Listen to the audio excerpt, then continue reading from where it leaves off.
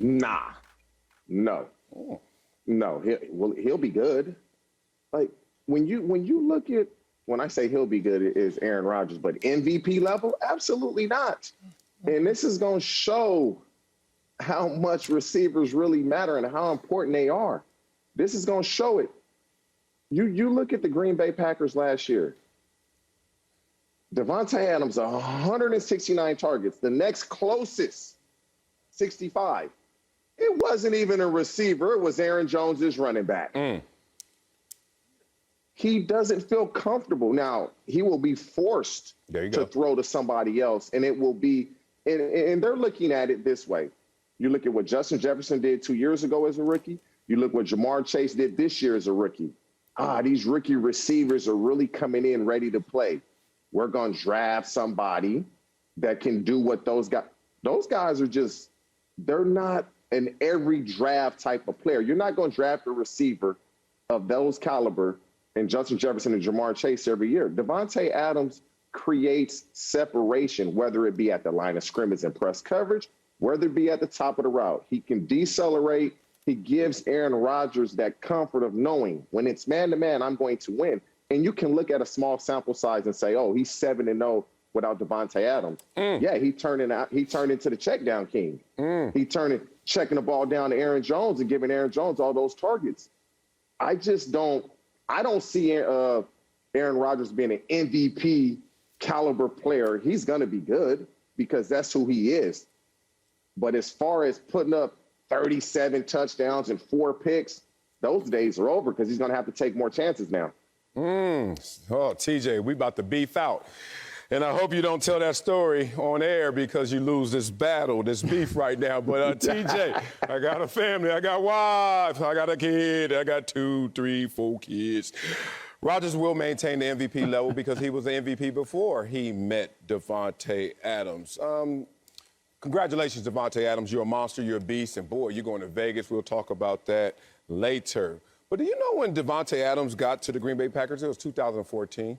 You know, by that time, Aaron Rodgers was already Offensive Player of the Year, MVP, Super Bowl champion, Offensive Player of the Year, MVP, Pro Bowler, All-Pro. This is before. Can you name the receivers? This before. Yeah, Jordy Nelson, Greg Jennings, Driver, Randall Cobb, and you look, love you, Greg, but in Green Bay, more prolific in yardage and stuff, Davante. So the point is, he was doing it, if you want to go look at the stats, with lesser receivers then. And I'm not even going to get into the details. Oh, yes, I am. You try to hijack us tomorrow. It's a small sample size, 7 games without Davante Adams. It ain't small enough. Let's talk about what he did in those games. Averaged 32 points a game, dinking and dunking, as you say. Tell me if you get 300 yards in the game, is that dinking and dunking? That's what he averaged. 69% completion percentage. TJ, I'd be doing his homework. 19 touchdowns and only 1 interception with a 120 passer rating.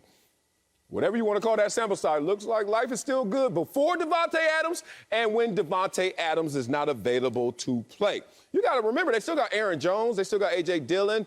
They do need help at the receiver position. But as you said, this is forcing Aaron Rodgers play a little more point guard.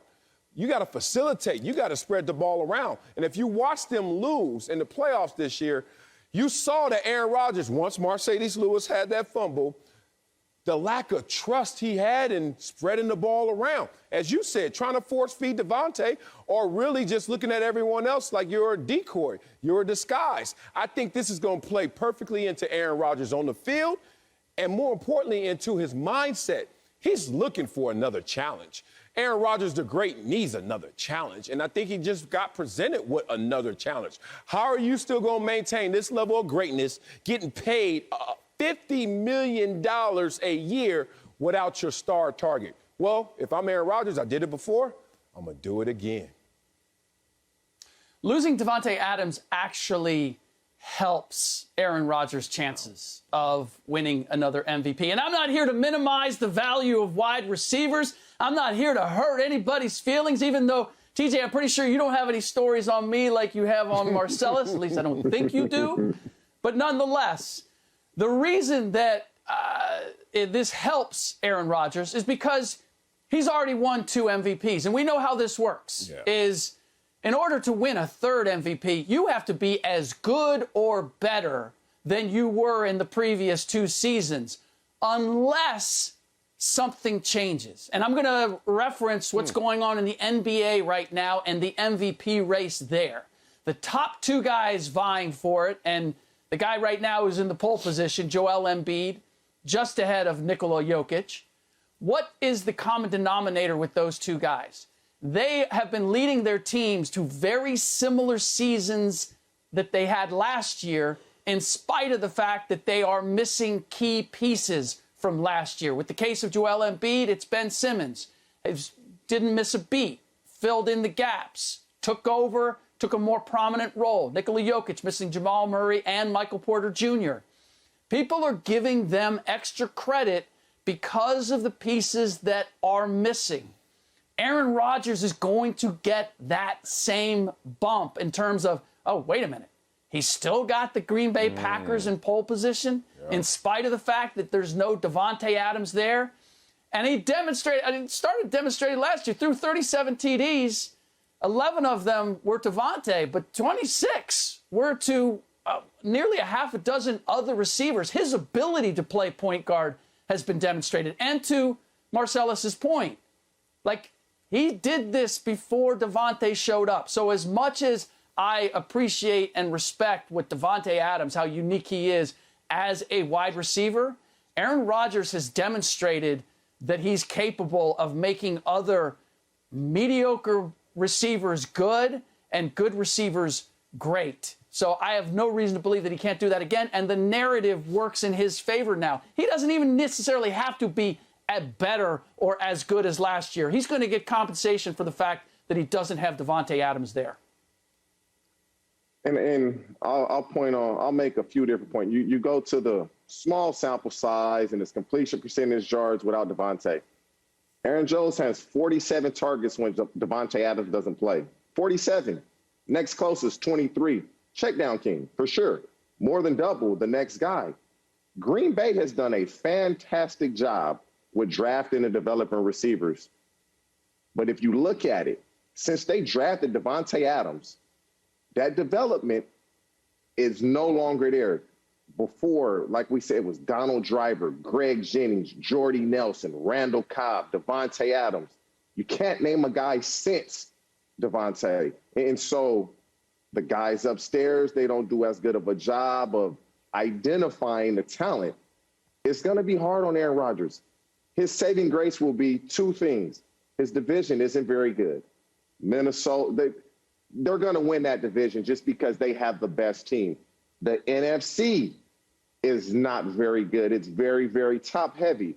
Aaron Rodgers is a stud. He's going to do his thing. MVP caliber, I don't see it because there's too many other quarterbacks that have weapons that can get the job done. Aaron Rodgers, he's not going to have that. And so make a believer out of me. He's still going to have a really good year. But MVP caliber, no chance. No chance. I'm with you, Slick.